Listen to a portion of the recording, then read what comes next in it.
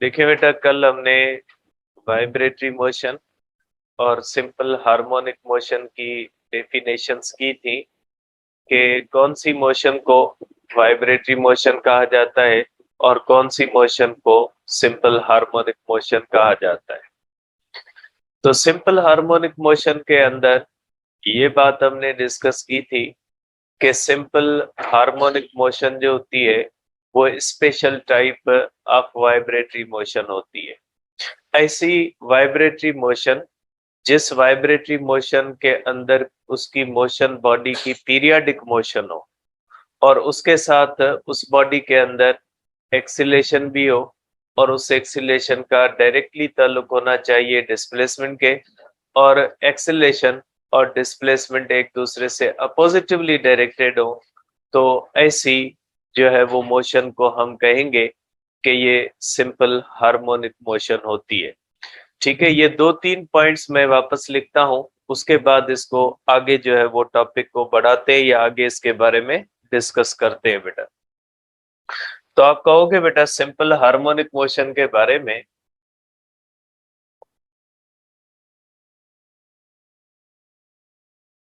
ठीक है, simple harmonic motion के बारे में आप पहली चीज ये कहोगे कि ये special type of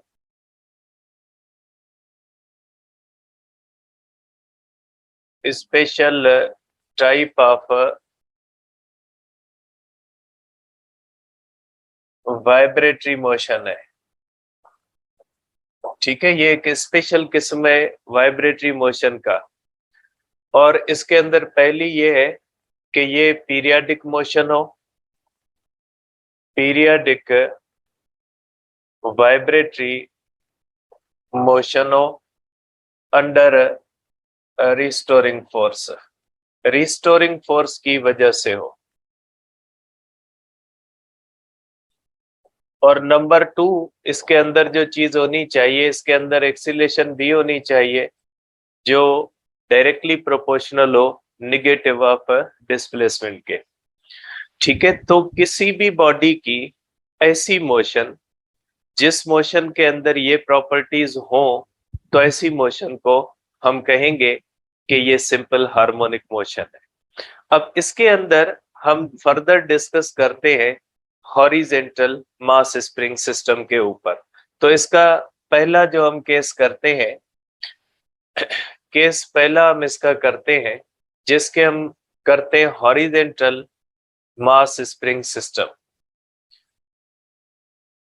horizontal mass spring system, बेटा ये दो होते हैं, एक वर्टिकल मास स्प्रिंग सिस्टम होता है और दूसरा होता है हॉरिजेंटल मास स्प्रिंग सिस्टम।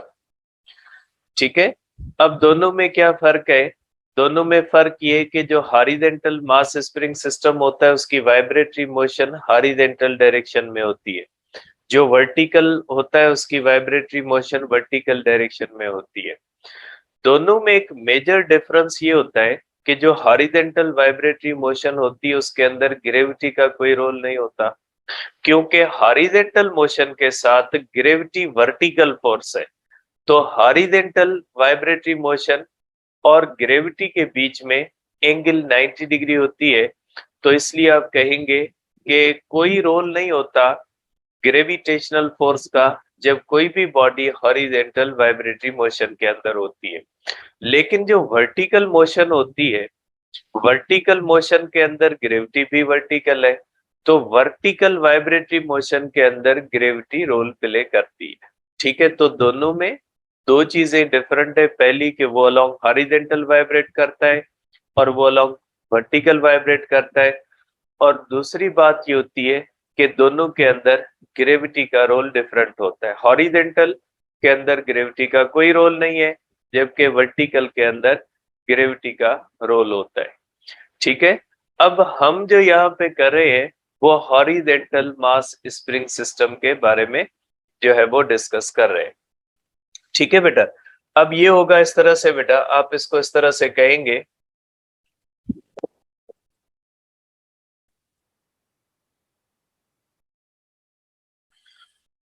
देखिए बेटा आप इसको इस तरह से बनाओगे देखिए फॉर एग्जांपल बेटा कि हमारे पास इसकी ये जो है, सपोज करें एक हॉरिजेंटल टेबल है, ये हमारे पास एक सपोज करें सपोर्ट है, और इस सपोर्ट के ऊपर इस तरह से एक हॉरिजेंटल टेबल है।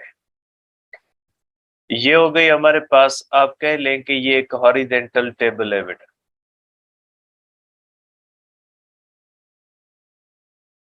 ठीक है, ये हॉरिजेंटल एक टेबल है। अब इसके ऊपर हम एक बेटा इस तरह से मास रखते हैं। सपोज करें ये एक ब्लॉक है, ठीक है, ये इस तरह से ब्लॉक है, और ये ब्लॉक जो इस तरह से इनिशियल पोजीशन पे पड़ा है, तो ये जो ब्लॉक की इनिशियल जो पोजीशन होती है इसको कहा जाता है मीन पोजीशन। मीन पोजीशन, या इसको हम कहते हैं कि ये इक्विलिब्रियम पोजीशन है। ये मीन पोजीशन है या इक्विलिब्रियम पोजीशन है। ठीक है, अब हमने इसको कनेक्ट किया हुआ इस तरह से हॉरिजेंटल हेलिकल स्प्रिंग। इसको हम हॉरिजेंटल हेलिकल स्प्रिंग कहते हैं क्योंकि स्प्रिंग का शेप लाइक हेलिक्स होता है। तो ये इस तरह से बेटा हमारे पास है। अब अगर इस ब्लॉक को हम यहां से फोर्स अप्लाई करते हैं बेटा,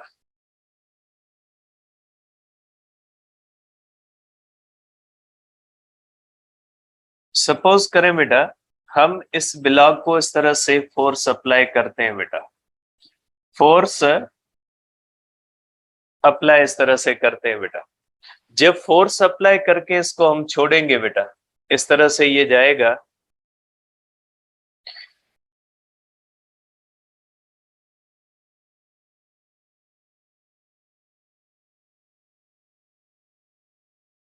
अब देखें बेटा, सपोज करें इस स्प्रिंग को हम फोर्स लगा के इस स्प्रिंग को स्ट्रेच करते हैं बेटा।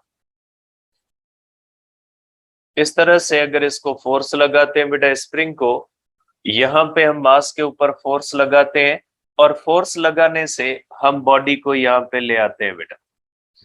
अगर बॉडी को हम यहाँ पे ले आएंगे तो आप देखोगे कि स्प्रिंग इलास्टिक होता है बेटा। जैसे स्प्रिंग इस तरह से बेटा स्ट्रेच होगा, तो इस स्प्रिंग के अंदर एक तो यहां से आपने फोर्स अप्लाई की हुई है, ये अप्लाइड फोर्स है, और जैसे जैसे ये स्प्रिंग इस तरह से स्ट्रेच होगा, तो आपको पता है बेटा कि स्प्रिंग के अंदर according to the Hooke's law, ठीक है बेटा, स्प्रिंग के अंदर एक रिस्टोरिंग फोर्स आएगी बेटा। क्योंकि जैसे जैसे आप स्प्रिंग को स्ट्रेच करोगे, तो ये जो स्प्रिंग स्ट्रेच होगा, तो स्प्रिंग इलास्टिक है, स्प्रिंग के अंदर इस तरह से एक रिस्टोरिंग फोर्स जनरेट होगी। जैसे रबड़ को आप स्ट्रेच करते हो, तो रबड़ के अंदर भी बिल्कुल इसी तरह से एक रिस्टोरिंग फोर्स जो है वो बनती है वहां पे। इसी तरह से जब आप स्प्रिंग के अंदर आप स्प्रिंग को इस तरह से स्ट्रेच करोगे, तो स्प्रिंग के अंदर एक वापसी वाली फोर्स जनरेट होगी, जिसको कहा जाता है रिस्टोरिंग फोर्स। रिस्टोरिंग फोर्स क्यों कहा जाता है? इसलिए कि जब हम इसको मीन पोजीशन से एक्सट्रीम पोजीशन तक ले जाते हैं, तो ये फोर्स इसको वापस मीन पोजीशन पे ले आने की कोशिश करती है। अब ये बॉडी कहां पे आ गई? ये बॉडी आ गई, ये हो गई एक्सट्रीम पोजीशन। ठीक है, ये इस तरह से एक्सट्रीम पोजीशन, ये मीन पोजीशन, ये हो गई हमारे पास एक्सट्रीम पोजीशन।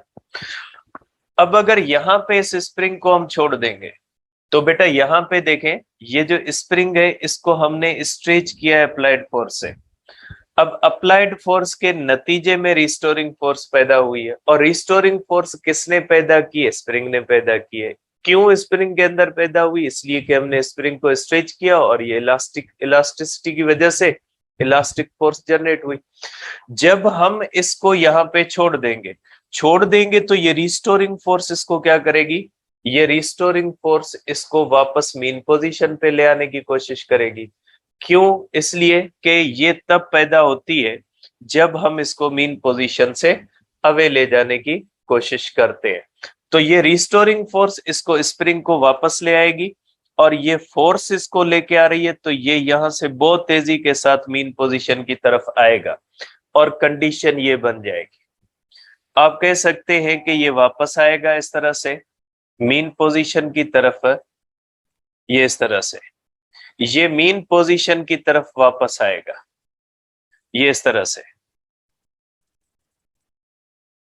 ठीक है, अब ये मीन पोजीशन पे जब आएगा तो रुकेगा नहीं, इसलिए कि ये यहां से मूव करता हुआ मीन पोजीशन पे आ रहा है।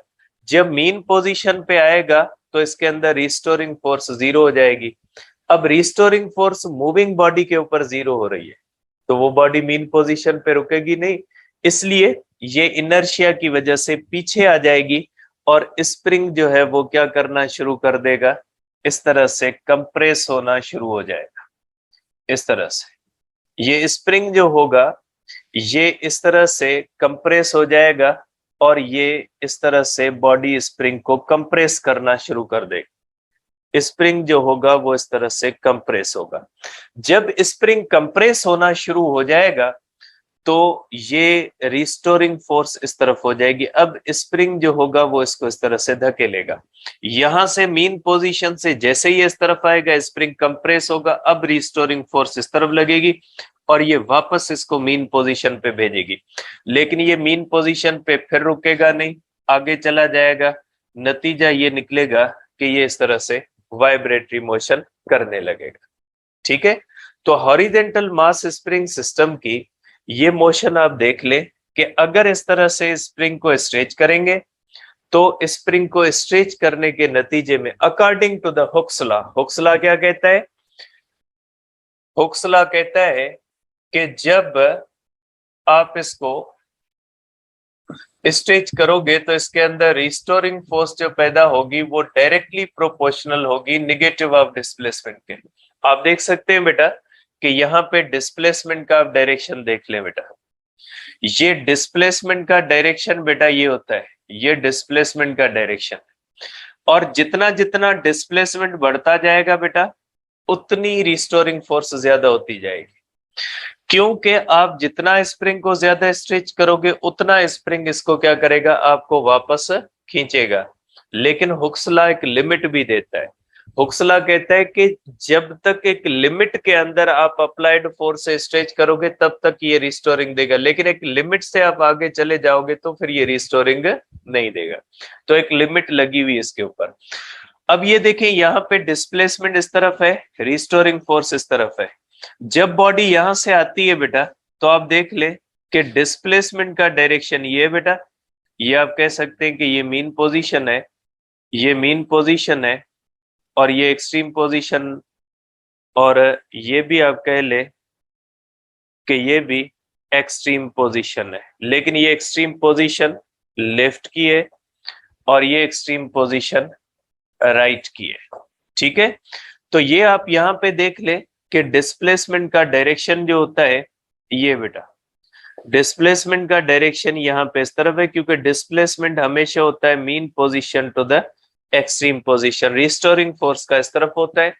इसलिए यहाँ पे हुक्स लॉ के अंदर नेगेटिव साइन लगी हुई है कि रिस्टोरिंग फोर्स जो होती है वो डायरेक्टली प्रोपोर्शनल तो होती है डिस्प्लेसमेंट से, जितना डिस्प्लेसमेंट ज्यादा करोगे उतनी रिस्टोरिंग फोर्स ज्यादा होगी, लेकिन एक लिमिट तक होगी। ऐसा नहीं कि आप इनफिनाइट फोर्स लगा दें, इनफिनाइट रिस्टोरिंग नहीं, एक लिमिट में रहते हुए आप स्प्रिंग को जितना खींचोगे स्प्रिंग आपको उतना वापस खींचेगा। लेकिन अगर आपकी फोर्स उस लिमिट से बढ़ गई तो स्प्रिंग वापस आपको नहीं खींचेगा, क्योंकि उसको इलास्टिक लिमिट कहा जाता है। कि हुक्स लॉ के अंदर एक लिमिट लगी हुई है कि आप जब तक किसी भी बॉडी को, ठीक है, जब तक आप किसी भी बॉडी किसी भी स्प्रिंग को इतनी लेवल तक खींचोगे जब तक वो इलास्टिक लिमिट तक नहीं जाता, तो उसके अंदर रहते हुए ये सेल्फ एडजस्टिंग फोर्स कह सकते। जैसे फ्रिक्शन के अंदर आप पढ़ते हो ना कि लिमिटिंग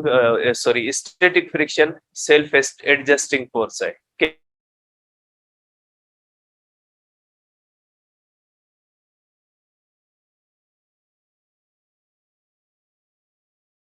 को जितनी फोर्स लगाओ कि ये directly proportional to the displacement है, ये अपने आप को एडजस्ट करती है डिस्प्लेसमेंट के साथ। ठीक है, जहन में रखिएगा restoring force directly proportional to displacement होती है।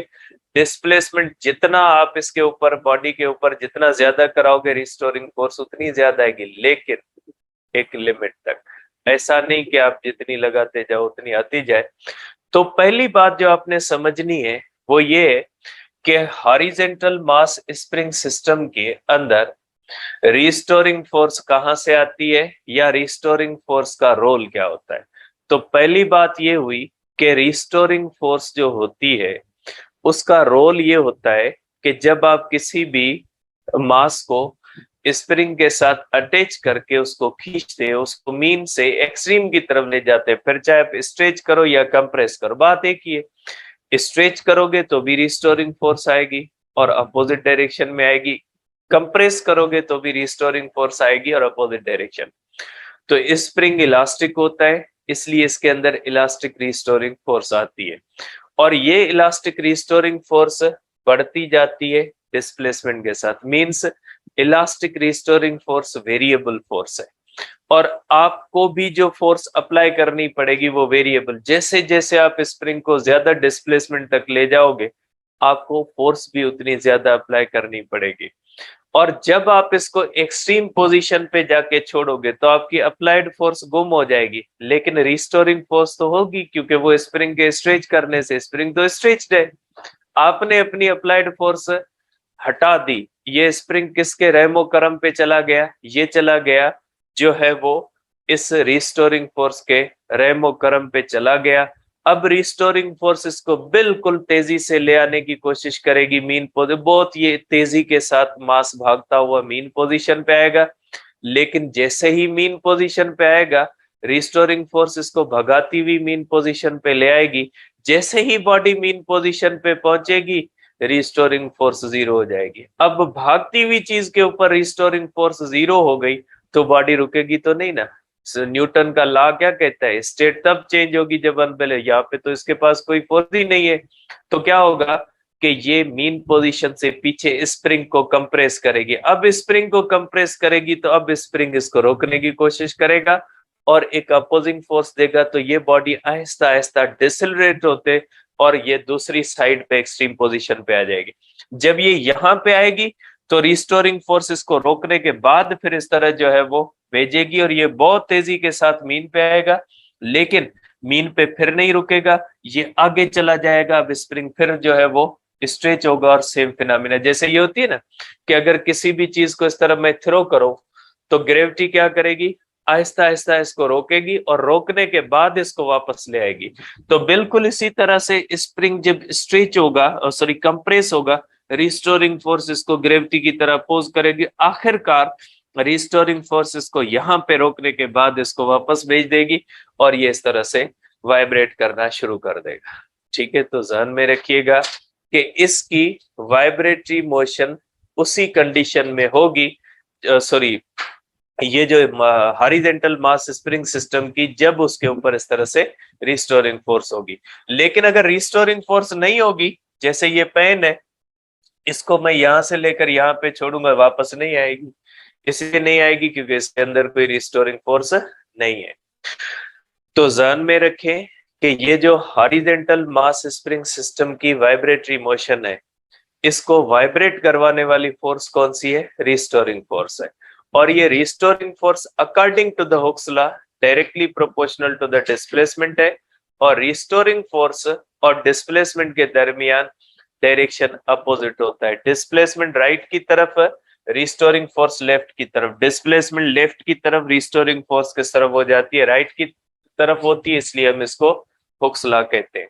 अब इसके अंदर एक बहुत ही इंपॉर्टेंट अजम्पशन है। अजम्पशन इसके अंदर क्या होती है, अजम्पशन इसके अंदर ये होती है बेटा, पहली बात ये कि friction between surface of block and surface of table is considered zero. इसको हम जीरो मानते हैं बेटा।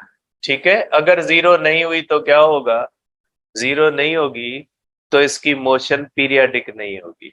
ठीक है, वो आगे डिस्कस करते हैं बेटा। दूसरी बात ये कि spring is stretched from mean position to extreme position with uniform velocity. Uniform velocity से हम स्ट्रेच करते हैं। इसका मकसद है कि हर पॉइंट पे अप्लाइड फोर्स और रिस्टोरिंग फोर्स बराबर हो, क्योंकि जब आप स्प्रिंग को मीन पोजीशन से स्ट्रेच करके एक्सट्रीम तक ले जाते हो और वो यूनिफॉर्म से ले जाते हो, अगर यूनिफॉर्म से ले जाओगे तो आप जैसे जैसे आप इसको आगे लेते जाओगे तो डिस्प्लेसमेंट बढ़ता जाएगा, और जैसे जैसे डिस्प्लेसमेंट बढ़ता जाएगा रिस्टोरिंग फोर्स बढ़ती जाएगी। तो इसका मतलब है कि आपकी अप्लाइड फोर्स आपको बढ़ानी पड़ेगी। जैसे जैसे ये एक्सट्रीम की तरफ जाएगा, रिस्टोर डिस्प्लेसमेंट बढ़ता जाएगा, रिस्टोरिंग फोर्स बढ़ती जाएगी, तो आपको अप्लाइड फोर्स भी बढ़ानी पड़ेगी। इसका मकसद है आपकी अप्लाइड फोर्स भी वेरिएबल होगी और रिस्टोरिंग फोर्स भी वेरिएबल होगी। ठीक है, और यहाँ पे ये भी बात याद रखिएगा कि स्प्रिंग को स्ट्रेच करते हुए आप वर्क कर रहे हो, और आप किसके खिलाफ वर्क कर रहे हो, इलास्टिक फोर्स के खिलाफ कर रहे हो, और इलास्टिक फोर्स के खिलाफ आपका वर्क स्टोर हो जाता है एज अ पोटेंशियल एनर्जी। इसका मकसद है यहाँ पे आपका गिवन वर्क जो होता है वो किस में कन्वर्ट हो गया, पोटेंशियल एनर्जी में। जैसे ही आप इसको एक्सट्रीम पोजीशन पे छोड़ोगे तो पोटेंशियल एनर्जी इसकी काइनेटिक एनर्जी में तब्दील हो जाएगी, और जब ये बॉडी मीन पोजीशन पे आएगी तो स्प्रिंग स्ट्रेच्ड नहीं होगा। जब स्प्रिंग स्ट्रेच्ड नहीं होगा तो इसकी पोटेंशियल एनर्जी खत्म हो चुकी होगी और वो टोटल क्या बन चुकी होगी, काइनेटिक एनर्जी। और उसी काइनेटिक एनर्जी की वजह से अब क्या करेगा ये जो है वो ब्लॉक इस स्प्रिंग को फिर कंप्रेस करना शुरू कर देगा। जब कंप्रेस करना शुरू कर देगा, इसका मकसद है अब फिर ये ब्लॉक अगेंस्ट फोर्स जा रहा है, तो अब इसकी काइनेटिक एनर्जी किस में कन्वर्ट हो जाएगी, पोटेंशियल में। जब ये एक्सट्रीम पे आएगा फिर रुक जाएगा, इसका मकसद है टोटल काइनेटिक एनर्जी किस में कन्वर्ट होगी, पोटेंशियल। फिर ये पोटेंशियल एनर्जी की वजह से इस तरह से आएगा काइनेटिक एनर्जी पोटेंशियल एनर्जी। इस सेंस में भी आप देख सकते, आप ये भी कह सकते हैं कि इसकी मोशन का ये भी सबब है कि आपने जो इसको स्ट्रेच करते हुए वर्क किया है वो वर्क किस में चला गया है, वो वर्क स्टोर हो गया एज अ पोटेंशियल एनर्जी। जैसे अगर इस तरह से मैं काइनेटिक एनर्जी देता हूं ऊपर जाते हुए पोटेंशियल एनर्जी, ऊपर से जब नीचे आएगी तो पोटेंशियल एनर्जी किसमें, काइनेटिक एनर्जी के अंदर। यही सेम सिस्टम हो जाता है यहाँ पे। ठीक है, तो ये बात ध्यान में रखे कि हॉरिजेंटल मास स्प्रिंग सिस्टम जो होता है इसकी मोशन वाइब्रेटरी होती है। नंबर 2, अगर फ्रिक्शन नहीं है, अगर फ्रिक्शन नहीं है तो इसकी मोशन जो है वो पीरियाडिक भी होगी।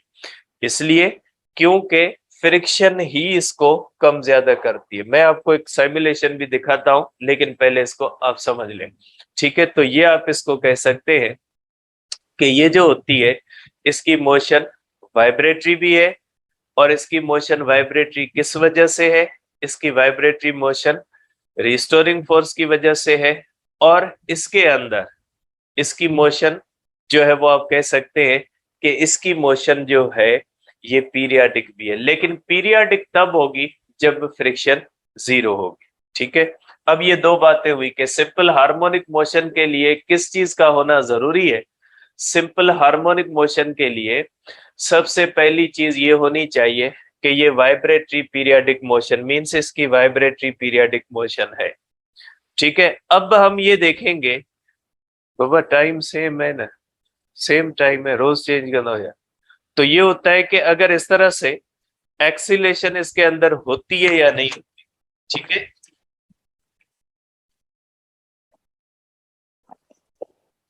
तो देखिए इसके अंदर एक्सीलेशन होती है या नहीं होती। अब हम ये देखते हैं कि इसके अंदर एक्सीलेशन भी होगी या नहीं होगी।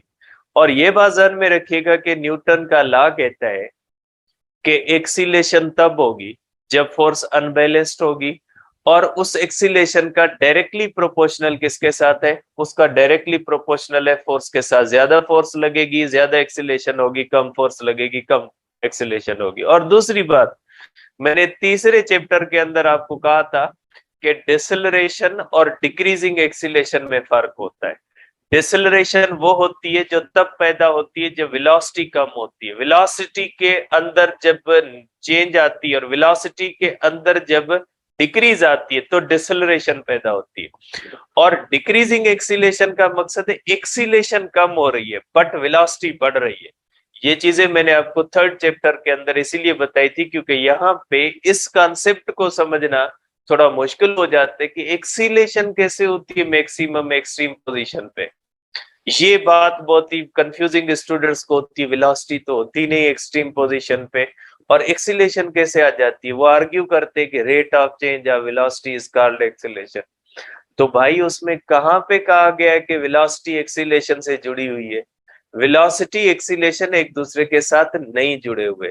वेलोसिटी विदाउट एक्सीलेशन एग्जिस्ट कर सकती है, एक्सीलेशन विदाउट वेलोसिटी एग्जिस्ट कर सकती है। एक्सीलेशन चेंज इन वेलोसिटी है, वेलोसिटी के अंदर चेंज नहीं आएगी, यूनिफॉर्म वेलोसिटी के अंदर एक्सीलेशन जीरो। तो जरूरी थोड़ी है कि जहां पे एक्सीलेशन हो वहां पे वेलोसिटी हो। वेलोसिटी और एक्सीलेशन एक दूसरे की चेंज से जुड़े हुए। इसको थोड़ा कॉन्सेप्ट को क्लियर करें कि हर चीज जो होती है उसको बस रट्टा लगा के बैठ जाते हो, फिर यहाँ पे दिमाग खपाते हो।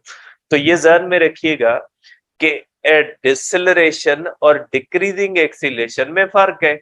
मैंने वहां पे डिटेल में ये बात आपको बताई थी कि याद रखिएगा कि डिक्रीजिंग एक्सीलेशन और डिसेलरेशन में फर्क क्या है। मैंने वहां पे आपको इंडिकेट किया था कि इस बात को ध्यान में रखिएगा। अब ये बात यहाँ पे आ जाती है, ठीक है। अब देखिए बेटा, आपको पता है बेटा कि यहाँ पे आप कह सकते हैं कि रिस्टोरिंग फोर्स या अप्लाइड फोर्स, बेटा applied force, applied and restoring force, restoring force is a variable force बेटा, ये वेरिएबल फोर्स है, ठीक है। और रिस्टोरिंग फोर्स बेटा, restoring force is maximum at extreme position, क्योंकि restoring force directly proportional to displacement. जितना ज्यादा डिस्प्लेसमेंट उतनी ज्यादा रिस्टोरिंग फोर्स। और डिस्प्लेसमेंट ज्यादा कहाँ पे होता है? डिस्प्लेसमेंट ज्यादा तब होता है जब कोई बॉडी एक्सट्रीम पोजीशन पे होती है, क्योंकि एक्सट्रीम पोजीशन तक जो डिस्प्लेसमेंट होता है वो एम्पलीट्यूड कहलाता है। तो आप कहोगे कि मैक्सिमम डिस्प्लेसमेंट बॉडी तब तय करती है जब मीन से एक्सट्रीम तक जाती है। अब मीन से एक्सट्रीम तक जब जाती है तो बॉडी मैक्सिमम डिस्प्लेसमेंट तय करती है। तो एक्सट्रीम पोजीशन के ऊपर, बॉडी के ऊपर जो रिस्टोरिंग फोर्स लग रही होती है मैक्सिमम होती है, ठीक है। तो ध्यान में रखिएगा, रिस्टोरिंग फोर्स जो होती है, जैसे बॉडी मीन से एक्सट्रीम की तरफ जाएगी रिस्टोरिंग फोर्स बढ़ेगी, और बॉडी जब एक्सट्रीम से मीन की तरफ आएगी तो बॉडी एक्सट्रीम मीन के करीब होती जाएगी। और जैसे जैसे वो मीन के करीब होती जाएगी तो डिस्प्लेसमेंट कम होता जाएगा, डिस्प्लेसमेंट कम होता जाएगा तो रिस्टोरिंग फोर्स क्या होती जाएगी? कम होती जाएगी। और रिस्टोरिंग फोर्स जीरो कहाँ पे होती है? रिस्टोरिंग फोर्स जीरो होती है मीन पे, क्योंकि रिस्टोरिंग फोर्स स्ट्रेच करने से आती है। जब कोई स्प्रिंग मीन पोजीशन पे होता है तो रिस्टोरिंग फोर्स क्या होती है? डिस्प्लेसमेंट जीरो होता है, स्प्रिंग न स्ट्रेच्ड होता है न कंप्रेस्ड होता है, तो उस कंडीशन में रिस्टोरिंग फोर्स जो होती है वो जीरो होती है। Restoring force is equal to zero at mean position, ठीक है। मैं यहाँ पे लिख भी लेता हूं, as body moves from mean position to extreme position, restoring force increases, ठीक है। and as body moves from extreme position to mean position, restoring force decreases, restoring force decrease हो जाती है। इसलिए कि restoring force डायरेक्टली प्रोपोर्शनल किसके साथ होती है? निगेटिव ऑफ डिस्प्लेसमेंट के होती है। कि डिस्प्लेसमेंट बढ़ेगा, यहाँ पे ये नहीं समझिएगा निगेटिव साइन का मतलब होता है डिस्प्लेसमेंट बढ़ेगा, ठीक है, तो रिस्टोरिंग फोर्स कम नहीं। ये गलत कॉन्सेप्ट है। निगेटिव साइन इनके डायरेक्शंस के बारे में, निगेटिव साइन कहती है कि restoring force always against direction of displacement होगी। आप देख सकते हैं जब बॉडी राइट की तरफ जाती है displacement positive, restoring force negative. जब बॉडी लेफ्ट की तरफ जाती है डिस्प्लेसमेंट लेफ्ट की तरफ, रिस्टोरिंग फोर्स राइट की तरफ। तो इनका डायरेक्शन हर पॉइंट पे एक दूसरे से अपोजिट होता है, इसलिए हम कहते हैं कि यहाँ पे नेगेटिव सर। बाकी इस बुनियाद पे ये रटा नहीं लगाइएगा कि डिस्प्लेसमेंट नेगेटिव के इसलिए डिस्प्लेसमेंट बढ़ेगा, रिस्टोरिंग फोर्स कम होगी। नहीं, यहाँ पे नेगेटिव साइन इस बात को इंडिकेट नहीं करती। ठीक है, तो ये बात ध्यान में रखिएगा, ये डायरेक्शन का मसला होता है। अब देखें बेटा, अब इसके अंदर एक्सीलरेशन कहां से आती है? देखें बेटा, अब थोड़ा ध्यान से बेटा फोकस्ड रहिएगा। अब यहाँ पे जब बॉडी आई बेटा, जब ये बॉडी आई एक्सट्रीम पोजीशन पे, एक्सट्रीम पोजीशन पे दो फोर्सेस हैं, एक अप्लाइड फोर्स एक रिस्टोरिंग, और दोनों बैलेंस्ड है। क्योंकि बॉडी रुकी हुई है, इसका मकसद है जितनी अप्लाइड फोर्स है उतनी रिस्टोरिंग फोर्स है। अब आपने अप्लाइड फोर्स हटा दी, अप्लाइड फोर्स हटा दी, लेकिन रिस्टोरिंग फोर्स तो है ना। आप ये तो नहीं कहोगे कि restoring force like a reaction है। रिस्टोरिंग फोर्स एक्शन और रिएक्शन वाला किस्सा नहीं, एक्शन खत्म रिएक्शन खत्म, ऐसे नहीं होता। आपने ये एक फोर्स है जो स्प्रिंग के स्ट्रेच होने की वजह से आई है। अब स्प्रिंग तो एक्सट्रीम पे स्ट्रेच्ड है, आपने अपनी अप्लाइड फोर्स जो है वो हटा दी। ठीक है, ठीक है। आप झगड़े के लिए किसी को ले जाते हैं, अब ये पॉलिटिकल एग्जांपल हो जाएगा, तो पॉलिटिकल बातें जो होती है वो इसका एग्जांपल मैं नहीं दे रहा। तो बहरहाल आप इसको इस तरह से समझे कि जब ये स्ट्रेच होके एक्सट्रीम पोजीशन पे आ गए, आपने जो है वो अप्लाइड फोर्स हटा दी कि भाई अब हम नहीं लड़ रहे, अब नहीं लड़ रहे, तो जो रिस्टोरिंग फोर्स है, वो रिस्टोरिंग फोर्स तो है ना, वो तो खत्म नहीं हो सकती ना। वो स्प्रिंग को आप स्ट्रेच करके ऐसी पोजीशन पे लेके आए हो, ठीक है, कि वहां पे अप्लाइड फोर्स अचानक गुम हो जाती कि थी भाई हम जा रहे हैं। अब अप्लाइड फोर्स अचानक गुम हो गई तो रिस्टोरिंग फोर्स क्या होगी? रिस्टोरिंग फोर्स तो एक्टिव है, वो रिस्टोरिंग फोर्स इसको कहेगी भाई इसको वापस तो ले जाए अपनी जगह पे। तो रिस्टोरिंग फोर्स इसको, जैसे ही रिस्टोरिंग फोर्स होगी तो फिर ये रिस्टोरिंग फोर्स तो अनबैलेंस्ड हो जाएगी। अब ये अनबैलेंस्ड फोर्स होगी तो ये मास क्या करेगा? एक्सीलेट होगा।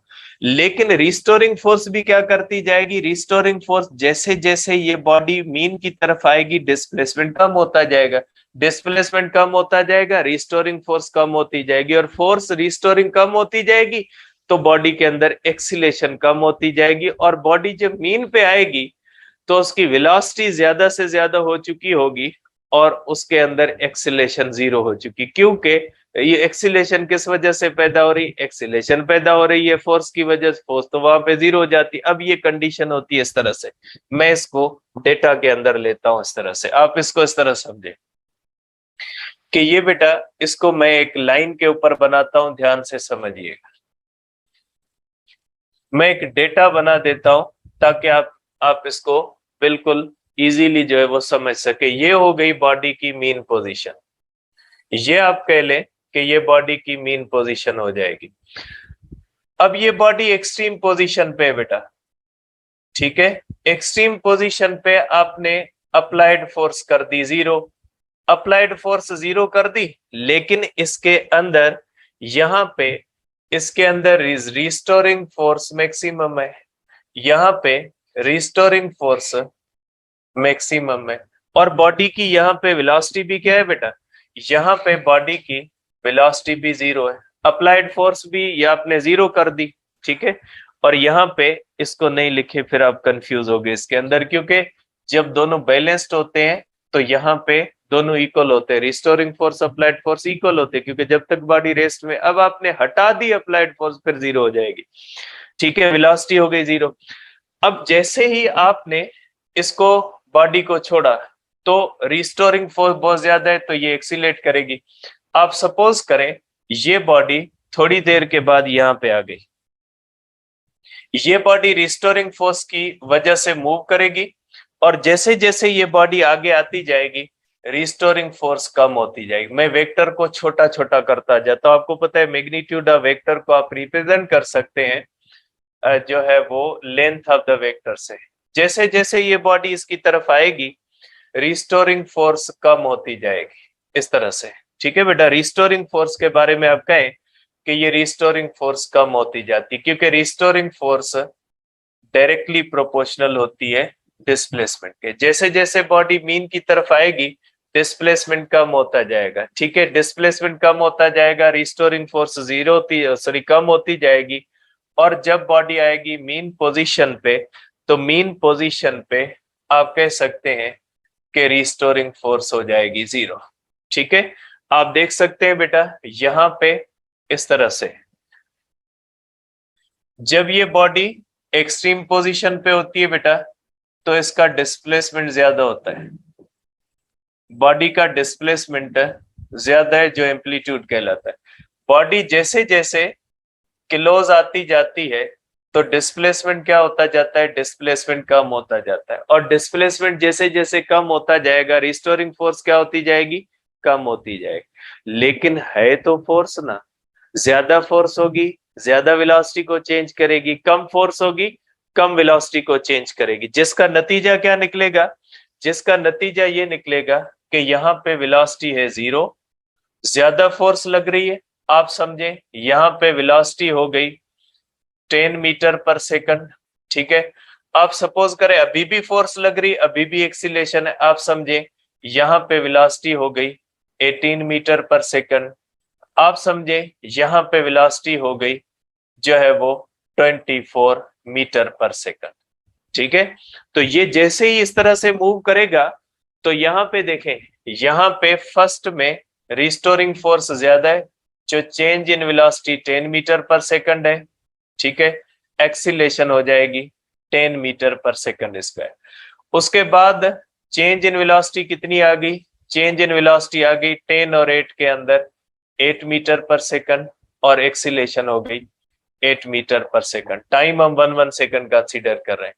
बॉडी यहां पे आ जाएगी, चेंज इन वेलोसिटी कितनी होगी 6 मीटर पर सेकंड, एक्सीलेशन कितनी हो जाएगी 6 मीटर पर सेकंड स्क्वायर। तो ये किस्सा होता है इसका कि एक्सीलेशन कैसे, देखें एक्सीलेशन होती है चेंज इन वेलोसिटी, और चेंज इन वेलोसिटी ज्यादा कहां पे आती है, जहां पे ज्यादा फोर्स लगेगी। ज्यादा फोर्स कहां पे लगती है, ज्यादा फोर्स लग रही होती है एक्सट्रीम पोजीशन पे। तो एक्सीलेशन कहां पे मैक्सिमम हुई, एक्सीलेशन मैक्सिमम हुई एक्सट्रीम से। बॉडी ने जैसे मूव करना शुरू कर दिया, किस तरह मूव करना शुरू कर दिया, मीन की तरफ। और आपको पता है मीन की तरफ कौन ले रहा है, लेके आ रहा है, रिस्टोरिंग लेके आ रही है। और रिस्टोरिंग खुद क्या हो रही है, कम हो रही है। जैसे जैसे बॉडी मीन की करीब आ रही है, तो डिस्प्लेसमेंट का, डिस्प्लेसमेंट की कल मैंने डेफिनेशन के अंदर लिखा था। अब यहाँ पे आप आर्ग्यू क्या करोगे कि सर बॉडी तो एक्सट्रीम से मीन की तरफ जा रही, जितना ज्यादा जाएगी डिस्प्लेसमेंट बढ़ेगा। तो खुदा के बंदे, मैंने कल यही जो है वो आपको कहा था कि इसके अंदर डिस्प्लेसमेंट ऐसे नहीं लेते। इसके अंदर डिस्प्लेसमेंट की डेफिनेशन है कि displacement between mean position and position of the body.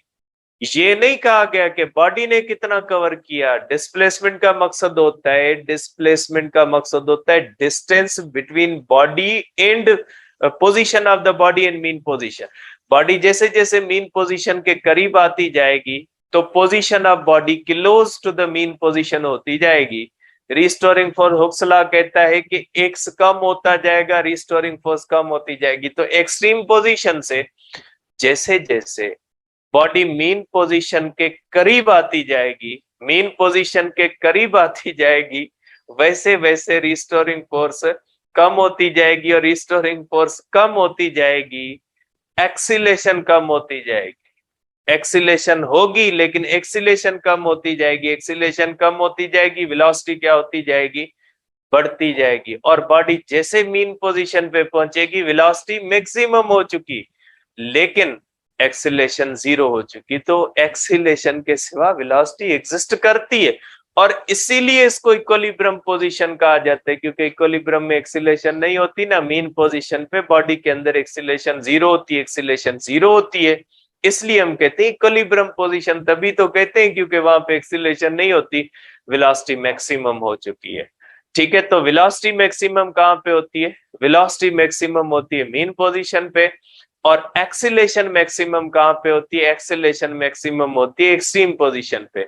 तो ये किस्सा होता है जब बॉडी मूव करती है from extreme position to the mean position. आप देख सकते हैं, ये मैंने एक डेटा के अंदर ले लिया।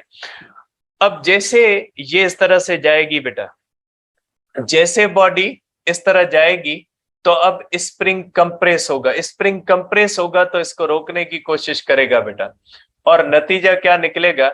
नतीजा ये निकलेगा कि इसके अंदर डिसलरेशन पैदा होगी, क्योंकि बॉडी जैसे जैसे बेटा इस तरफ आएगी तो यहां से बॉडी का, जैसे जैसे बॉडी इस तरफ आएगी अब डिस्प्लेसमेंट फिर बढ़ना शुरू कर देगा बेटा, क्योंकि बॉडी अब मीन से एक्सट्रीम की तरफ जा रही है, डिस्प्लेसमेंट बढ़ रहा है, रिस्टोरिंग फोर्स बढ़ रही है, लेकिन रिस्टोरिंग फोर्स अब अपोजिंग में, इस तरह से स्प्रिंग कंप्रेस होगा, बॉडी को रोकने की कोशिश करेगा। नतीजा क्या निकलेगा कि यहाँ पे फिर 18 मीटर पर सेकंड होगी, फिर ये जो होगी जो है वो 10 मीटर पर सेकंड हो जाएगी बेटा, और उसके बाद ये इस तरह से हो जाएगी बेटा, ये इस तरह से 0 हो जाएगी, इस तरह से यहाँ पे हो जाएगी 0 मीटर पर सेकंड, इस तरह से हो जाएगी। ठीक है, तो ये हो जाएगी 0 मीटर पर सेकंड, यहाँ पे बॉडी रेस्ट में आ जाएगी। तो जब ये एक्सट्रीम टू मीन आएगी तो बॉडी एक्सीलेट करेगी, जब मीन टू एक्सट्रीम जाएगी तो बॉडी डिसलेट करेगी। तो ये इस तरह से होगा बेटा, इसके अंदर डिसलेशन पैदा होगी और यहाँ पे 0 हो जाएगी, फिर ये रिस्टोरिंग फोर्स इसको इस तरफ ले जाएगी, फिर ये सारा किस्सा होगा और इस तरह से वाइब्रेट करती रहेगी। ठीक है, तो ये वाइब्रेटरी मोशन जो होती है ये अंडर द इलास्टिक फोर्स होती है, इसलिए एक्सीलेटेड होती है। जैसे ही एक्सट्रीम टू मीन आएगी रिस्टोरिंग फोर्स कम होती जाएगी, एक्सीलेशन कम होती जाएगी, वेलोसिटी बढ़ती जाएगी। जैसे ही मीन टू एक्सट्रीम जाएगी रिस्टोरिंग फोर्स बढ़ती जाएगी, अब डिसलेशन पैदा होगी। ठीक है, तो इसके अंदर आप कह सकते हैं कि deceleration is produced,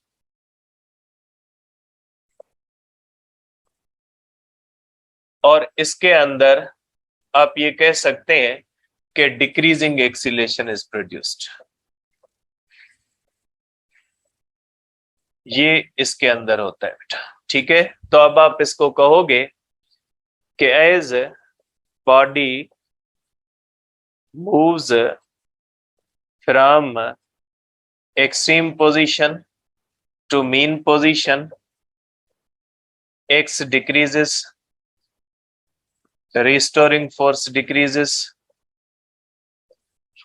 decreasing acceleration is produced,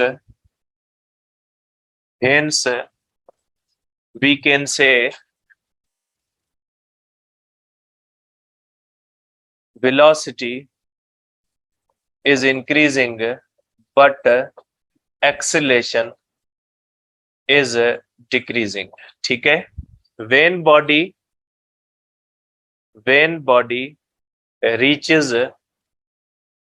mean position, displacement is equal to 0, restoring force 0, acceleration is equal to 0, velocity is maximum but uniform. ठीक है, तीसरी point, case body moves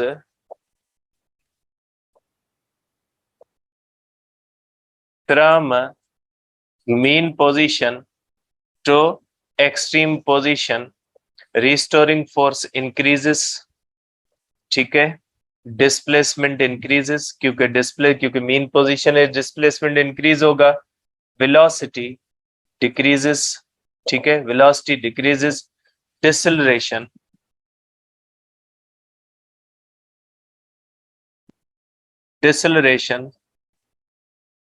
is produced. ठीक है, डिसलरेशन पैदा होती है। तो ये होता है इसका सिंपल हार्मोनिक मोशन का किस्सा बेटा। ठीक है, अब मैं आपको ये दिखाता हूं, आप देखें इसको। ठीक है,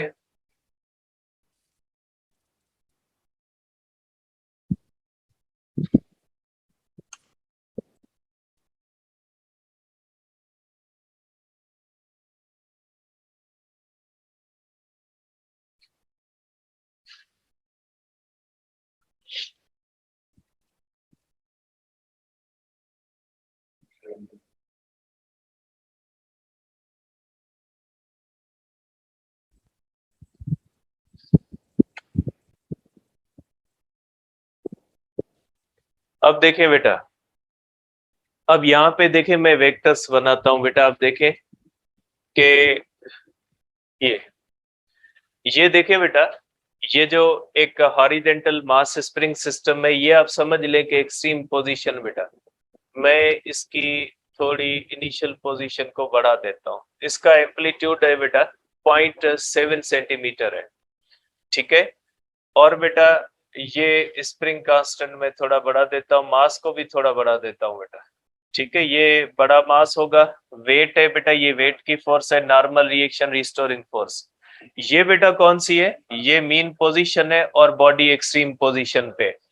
डैम्पिंग फोर्स जीरो है बेटा। डैम्पिंग स्ट्रेंथ का मकसद है कि ये जिस सरफेस के ऊपर पड़ी है इसके अंदर फ्रिक्शन बेटा जीरो है।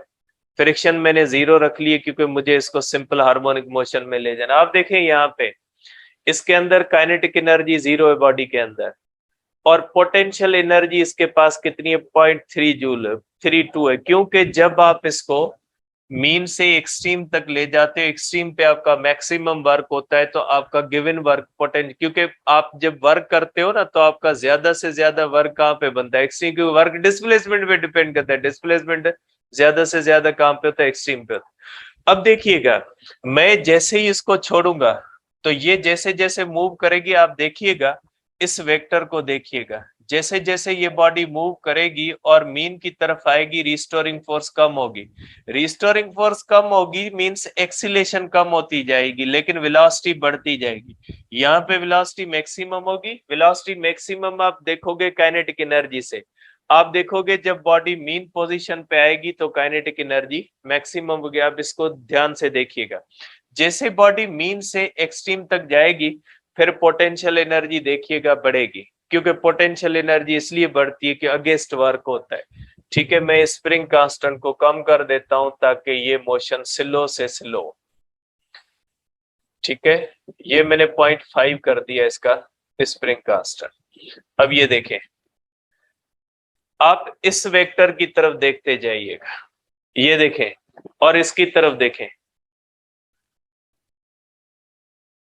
ठीक है। ये आप इसकी तरफ देखें, देखें ये जो रेड है काइनेटिक एनर्जी, और ये जो है ये टोटल को छोड़ दे अभी इसने, क्योंकि टोटल एनर्जी रिमेन्स कंजर्व्ड, इसलिए इसका ग्राफ न कम हो रहा है न ज्यादा हो रहा है। आप देख ले बेटा, ये देखें जैसे ही बॉडी एक्सट्रीम टू मीन जाती है, ठीक है, तो इसकी रिस्टोरिंग फोर्स का ये वेक्टर बेटा, क्योंकि वेट और नॉर्मल रिएक्शन का यहाँ पे कोई रोल नहीं होता, उसके वेक्टर कांस्टेंट है। मैं थोड़ा इसका फास्ट ले जाता हूँ, स्प्रिंग कांस्टेंट को आप बढ़ा दें, ठीक है। अब आप इसको स्प्रिंग कांस्टेंट को बढ़ा दिया बेटा, देखें स्प्रिंग कांस्टेंट को बढ़ाने से रिस्टोरिंग फोर्स बढ़ रही है, क्योंकि जितना स्प्रिंग कांस्टेंट से स्प्रिंग की हार्डनेस और सॉफ्टनेस का पता लगता है, ये आगे डिस्कस करते हैं। आप देख ले बेटा, जब ये एक्सट्रीम टू मीन जा रही होगी तो काइनेटिक एनर्जी बढ़ रही होगी, जब मीन टू एक्सट्रीम जा रही होगी तो इसकी पोटेंशियल एनर्जी बढ़ रही होगी, ठीक है। अब आप इसको एनर्जी ग्राफ्स के अंदर भी देख सकते हैं बेटा, ठीक है। ये मोशन के ग्राफ भी देख सकते हैं और एक्सीलेशन का ग्राफ आप देख ले बेटा। थोड़ा ग्राफ से समझना मुश्किल होता है, लेकिन इन दोनों को कंपेयर करके देखिएगा कि जब ये यहाँ पे होगी तो एक्सट्रीम एक्सीलेशन जीरो होती है, वेलोसिटी मैक्सिमम होती है। बेटा ये वेलोसिटी का होता है, देखें ये ग्राफ, इसको आप इस तरह समझोगे कि जब एक का एम्पलीट्यूड होता है तब उसका क्रेस्ट ट्रफ एक दूसरे से जीरो होते हैं। बहरहाल ये अभी आप नहीं समझोगे, आपके पढ़े हुए नहीं है। आप इसकी मोशन को समझ लें कि इसके अंदर ये एक्सीलेशन कैसे होती है बेटा, ठीक है। तो ये आप इसको देख सकते हैं बेटा।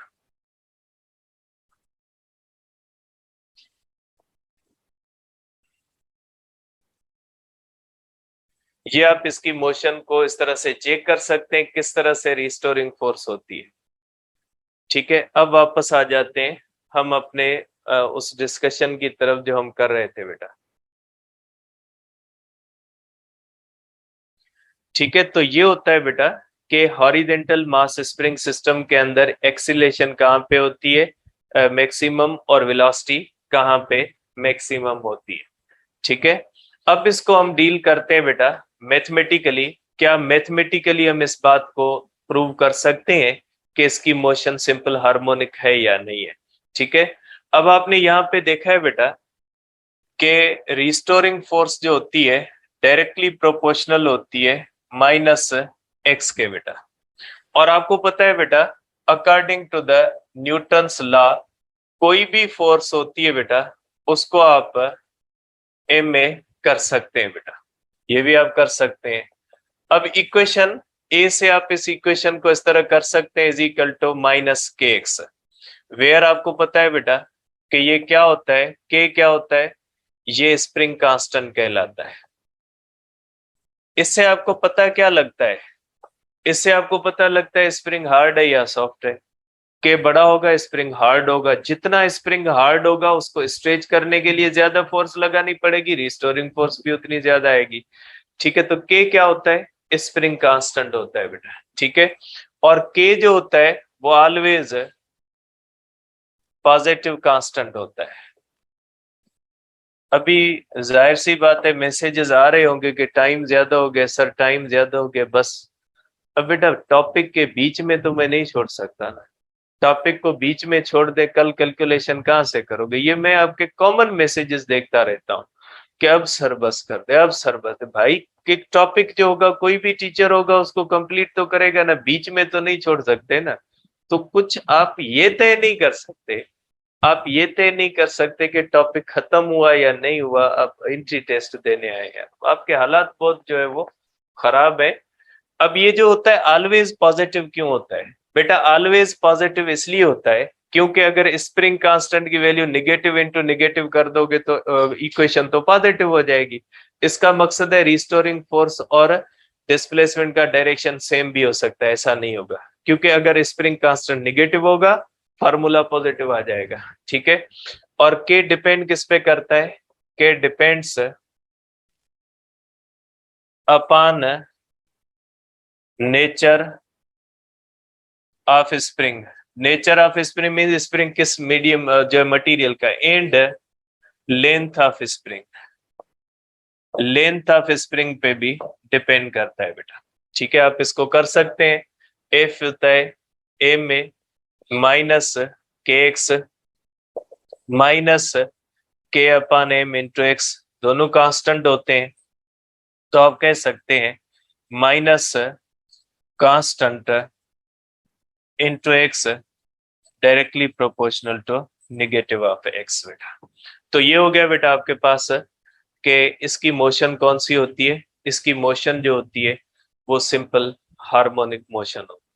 अब इसकी बहुत सारी पॉइंट्स मुझे लिखनी है जो आज हमने डिस्कस की हैं, तो ये कल इंशाल्लाह मैं पॉइंट्स लिखूंगा। अब ये हॉरिजॉन्टल मास स्प्रिंग सिस्टम की मोशन जो होती है वो सिंपल हार्मोनिक मोशन होती है। शर्त क्या होता है, if friction is not present, अगर फ्रिक्शन प्रेजेंट होगी तो आप देख लें, फ्रिक्शन प्रेजेंट होगी तो इसकी मोशन जो है वो उसके ऊपर क्या असर होता है बेटा। ठीक है, आप इसी की मोशन पे देख लें कि फ्रिक्शन का जो होता है वो क्या रोल होता है बेटा। इन्हें जो माउस है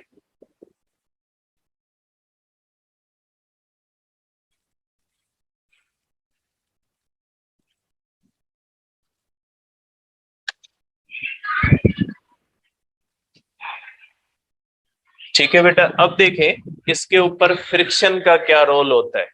देखिए डैम्पिंग स्ट्रेंथ में लगा देता हूं, आप देखेंगे इसके ऊपर क्या असर होता है, इसका एम्पलीट्यूड आहिस्ता आहिस्ता कम होता जाएगा।